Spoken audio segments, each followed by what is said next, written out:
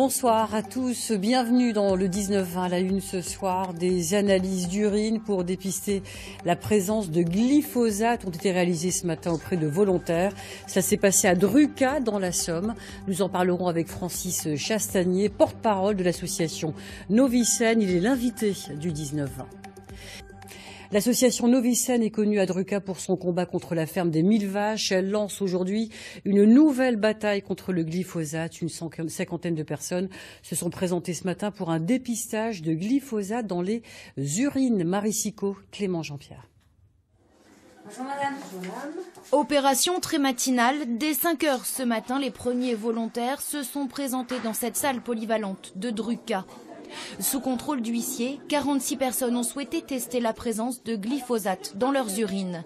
Maintenant, petit déjeuner. Je suis venu participer à une action citoyenne qui vise à dénoncer le fait qu'involontairement on se retrouve avec des pesticides dans le corps et que c'est quand même préoccupant. Ça me fait peur d'un point de vue de santé publique et d'un point de vue de santé pour les agriculteurs déjà en premier, parce que ce sont eux qui vont respirer le plus de glyphosate par rapport à moi-même, et ça me fait peur aussi pour l'environnement.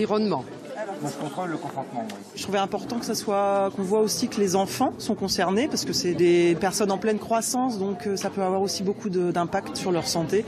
Et je voulais voir déjà où on en était vis-à-vis de ma fille et puis alerter sur la situation. Avant cette matinée, les participants ont assisté à une première réunion d'information au cours de laquelle ils se sont engagés avec l'association Novicène pour lancer une procédure en justice. L'idée, c'est pas seulement de savoir combien on a de glyphosate, ça, voilà, on sait qu'on en a tous. L'idée, c'est de faire une force nationale, puisque quand même, l'objectif de tout ça, c'est d'aller jusqu'à la plainte, qui sera portée à la fois de manière, c'est une plainte individuelle, mais elle est portée de manière collective. Coût pour se faire dépister, 85 €, auxquels s'ajoutent 50 € de frais d'huissier pris en charge par l'association Novicène. Les échantillons seront envoyés dans un laboratoire allemand pour être analysés. Un établissement choisi car il décèle la présence de l'herbicide dès la plus petite quantité. Les résultats sont annoncés pour début septembre. Francis Chastanier, bonsoir. Bonsoir. Vous êtes le porte-parole de l'association Novicène. Ce sont donc des volontaires qui ont accepté ce dépistage. Comment ont-ils réagi à l'issue de cette journée ? Je crois qu'on a eu effectivement ce matin une très bonne expérience tous ensemble. Il faut savoir que ces prélèvements ont eu lieu dans le cadre d'une campagne nationale. Il y a des centaines d'endroits en France où effectivement on a des volontaires, des gens qui veulent dire écoutez, maintenant ça suffit. On vit dans une véritable soupe chimique. On est sûr qu'effectivement on a des pesticides comme le glyphosate dans le corps et ça ne peut plus durer. Un mouvement national qui s'appelle Pisseurs de glyphosate. Vous souhaitez, vous, l'élargir aux autres départements picards. Comment, très concrètement, allez-vous procéder ?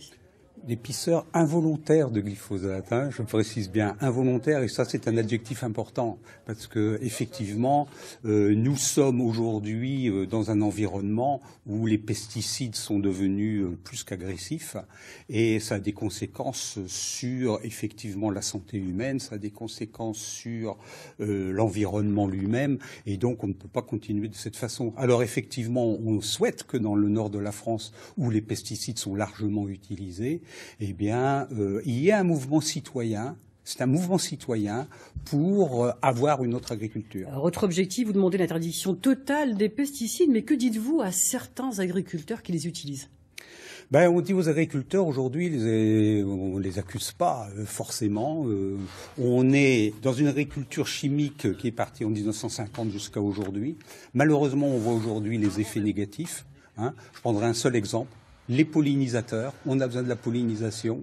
Eh bien, on sait que 80% des insectes ont disparu. Ça vient bien de quelque part. Dernière étude en date, de l'université de Rennes 1 qui démontre que le glyphosate pourrait avoir des conséquences sur le cerveau et la flore intestinale. Donc, ça a été réalisé sur des rats et néanmoins, certains scientifiques, rejettent l'idée de la classification de l'herbicide glyphosate comme cancérigène. Qu'en pensez-vous ? Est-ce que que c'est cancérigène, ça ne l'est pas. Donc, vous savez, il y a toujours eu des polémiques entre scientifiques. Souvenez-vous du tabac, souvenez-vous de l'amiante. Voilà. Donc aujourd'hui, on est à peu près dans la même situation. Les pesticides, dans 20 ans ou 30 ans, il faudra dire non. Il faut tourner la page et avoir un nouveau contrat avec les agriculteurs. Il faut passer à l'agroécologie. L'agroécologie doit devenir notre norme de l'agriculture de demain. Merci Francis Chastagne d'avoir accepté notre invitation.